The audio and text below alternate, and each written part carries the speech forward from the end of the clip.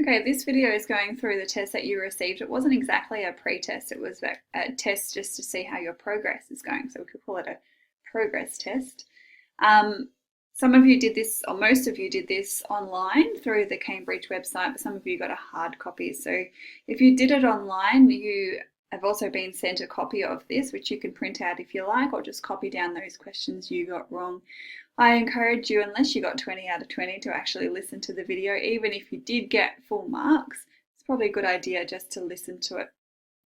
Okay, now afterwards, if you have any questions, please make sure you still ask me. Don't assume just because I'm explaining this on a video that that's enough for you. If you need more information, please see me. Okay, I'm going to try to get through it as quickly as possible. So let's get started. Question 1. Which operation should you work out first? Okay, so we've got a subtraction, addition, and a division.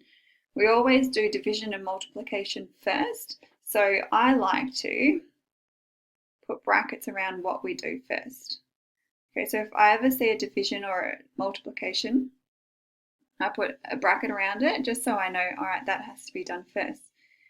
And 8 divided by 4 is 2. So even though we don't have to calculate it for this one, I'm just going to do it anyway. So 6 minus 5 is 1 plus 2 gives you 3. But the one that we did first was C.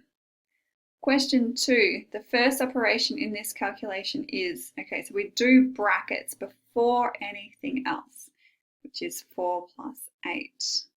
Now, if we were going to work this out, 4 plus 8 is 12. So 36 divided by 12, is it 3? Yes, it is. Okay, I know I'm correct. So you can always check your answer by looking at, oh, does it make sense? You can't always check your answer, but in an equation, usually you can check your answer. Okay, 8 minus 4 divided by 2. So we always do division before subtraction. So I'm going to hug that.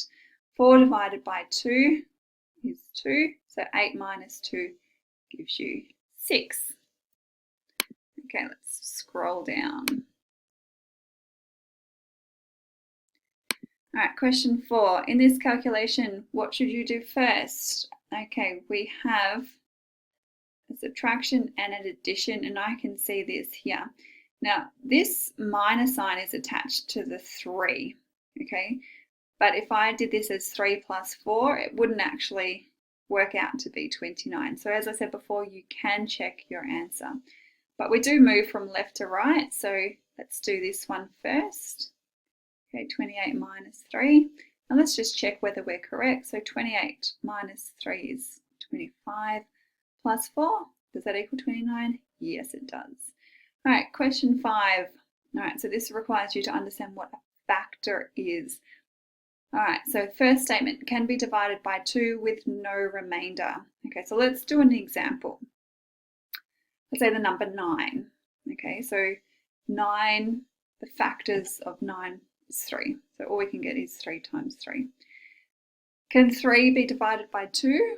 No, it can't. So that does not apply.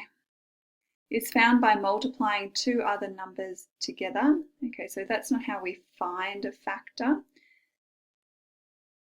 Divides exactly into another number. And what it means by exactly is you get a whole number. So the example of 9, okay, so a factor of 9 is 3. If we go example of 12, factors of 12 can be 2 or 1, 2, 3, 4, 6, and 12. Okay, so they divide exactly into another number. An example of like 5 does not have factors because does have factors. It has 1 in itself, 5, but you can't have a factor of say 2.5. Okay, so it divides exactly into another number. All right, let's scroll down. Whoops, wrong way. Okay, question 6. To find multiples of a number, multiply it by any counting number, divide it by a whole number. Okay, so multiples, let's say if we were doing multiples of 2,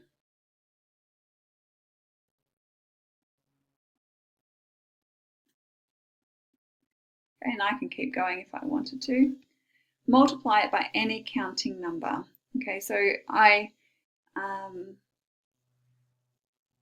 doing 2, I wanted to find multiples of 2, I just keep going. So I can multiply that by any number, and that would be a multiple. So if, let's say if I did 20, if I wanted to see multiples of 20, I can multiply it by anything. So, 80 is a multiple, 200 is a multiple, 120 is a multiple, okay, because I can multiply 20 by 4 to get 80, 20 by 10 to get 200, 20 by 6 to get 120, and so on. So question 6, multiply it by any counting number. Question 7, enter the next multiple of 8. Okay, so 8, 16, 24, 32, add another 8 and you get 40. What is the largest factor of 36? Okay, so let's list them. And remember, you have factor pairs. So 1 and 36 are a factor pair. 2 and 18 are a factor pair. 3 and 12 are a factor pair. It's 4, one of them. 4 and 9 is a factor pair. 5 isn't. 6 is it in itself. 6 and 6. 7 and 8, no. And then we go back to 9. So the largest one here is 36. Okay, we can fit question 9 in. True or false? 11 is a multiple of 11. True. Okay, because we always start the multiples off like that. Okay. Oops. Let's go to 10. All right, for question 10, we have factors of 12, and you can see they're not in order, but they're in their pairs. So 1 and 12, 2 and 6, 3 and 4. And the factors of 18, 1, 18, 2, 9, 3, 6. Enter a number to complete the common factors of 12 and 18. So the common factors, we have 1, we have 2, we have 3, and what other factor is the same? We have a 6 here and a 6 here. So 1, 2, 3, and 6. Sometimes if you can't see them because they're not in order, you can rearrange them and put them in order, which I think is a bit easier to do. But we've only got 6 numbers here, so it should be easier to see them. And remember the lowest common factor. Okay, so we have lowest common factors as not the lowest common factor, highest common factor as well. So the highest common factor of this one would actually be 6. So these 4 are all factors, but the highest one is 6. All right, question 11, lowest common multiple, LCM stands for, and I just gave you the answer, lowest common multiple. Scroll up. The largest number that will divide exactly into any 2 numbers is called, now we just did that before, the highest common factor. Okay, so we want the largest number. Okay, so that could have been a clue, that's the highest, and exactly into 2 numbers. So if something divides exactly into a number, it's a factor, okay, and we're looking for the highest common factor. All right, question 13, the common factors of 15 and 33 are 1 and 3. So in this case, they were put in order. Select the pair of numbers that have a common factor of 5. So remember, the number 5 the multiples of 5 have to either end in 5 or 0. So for example, 5, 10, 15, 20, 25. So see how they end in a 5 or a 0? So here we have a 0, but this is a 2, so it can't be that one. 97, 103, no. 85 and 230, yes. Okay, so factor of 5, you must have a 5 or a 0 on the end.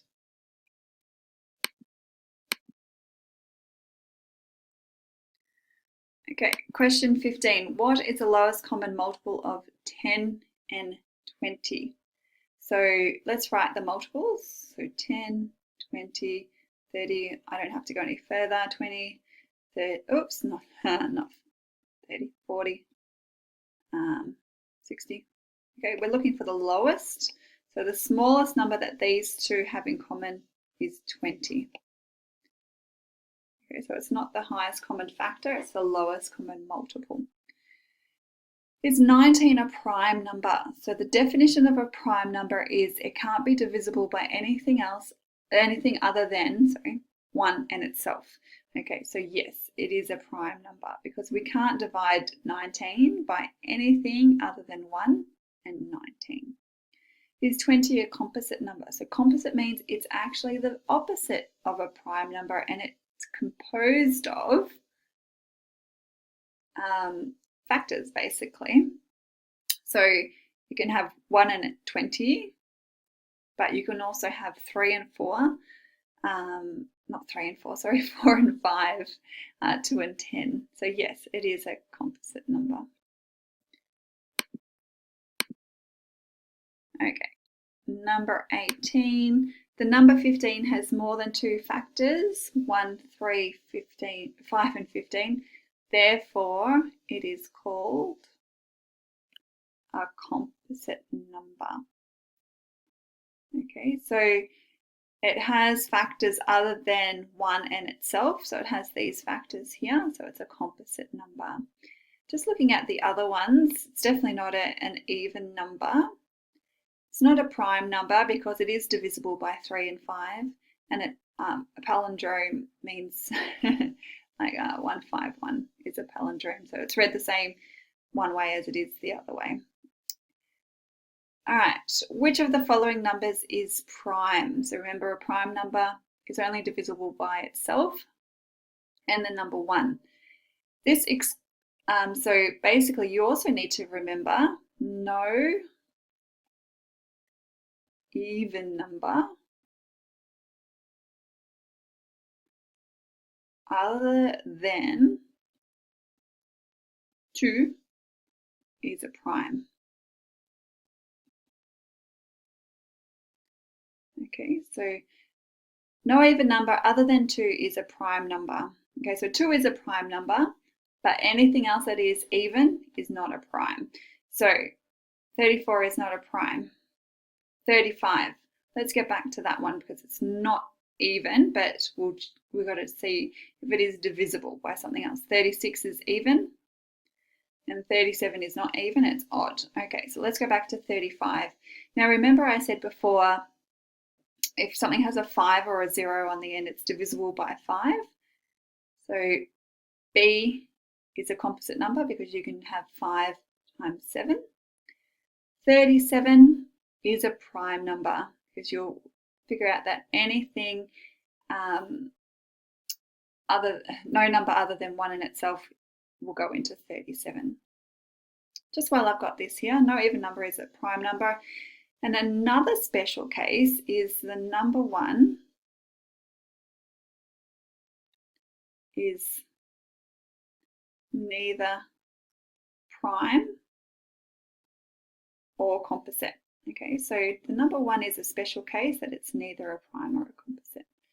Okay, let's move on to the question 20. Let's just get rid of that. Okay, so question 20, the first composite number after 30. Okay, so the next number after 30 is 31. Now, is 31 a prime or a composite number? So you need to think about it. Any numbers go into 31? No. So 31 is a prime number, not a composite. So let's try 32. All right, it's even. So I know straight away that it's a composite number. I don't even have to figure out the factors. I know it's a composite number, so 32. Which of the following numbers are composite? Okay, so any even number is composite. So we can have 28 and 30.